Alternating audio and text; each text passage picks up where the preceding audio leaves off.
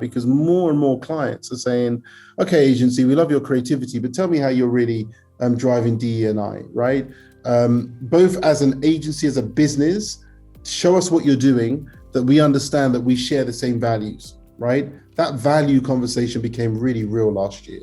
For me, there's a whole other dimension of diversity that our industry has completely ignored, which is how do you get Ada, Oklahoma to talk to New York, to talk to Paducah, to talk to Calgary, to talk to LA?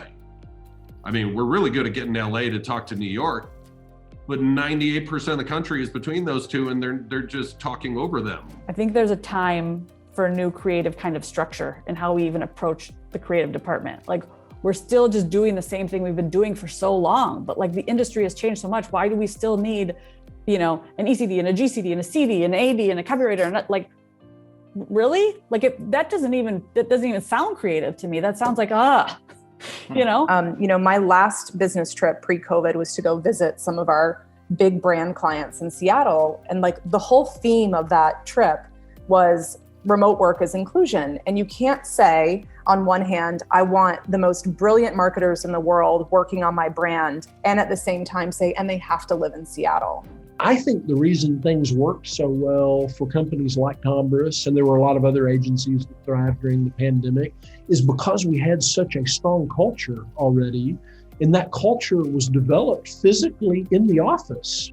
As most people think about it, as led by talent leaders or HR, and I happen to be an HR person who is also very passionate about DEI, but I also share with people that this is not my job as an HR person.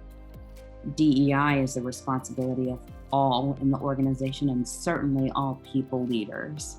Yeah, I'm hoping that there's a creative renaissance from this, and that, that like the result of being pent up and the result of feeling sort of like you had to be careful about what you were saying and how you were saying it, that's all going to lead to something that is this creative expression like we haven't seen in years.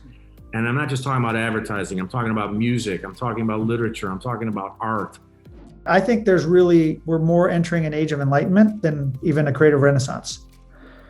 And I think that if we're going to be successful, we need to maybe harken back to what happened in the age of enlightenment and challenging a lot of the norms, the status quo.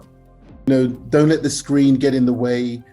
Let's not pretend that it's going to replace people being face to face. Like, let's not do that, because that's drinking your own Kool-Aid. Let's embrace that it's not the same, but we can still make magic. Okay, now what does that energy look like and feel like?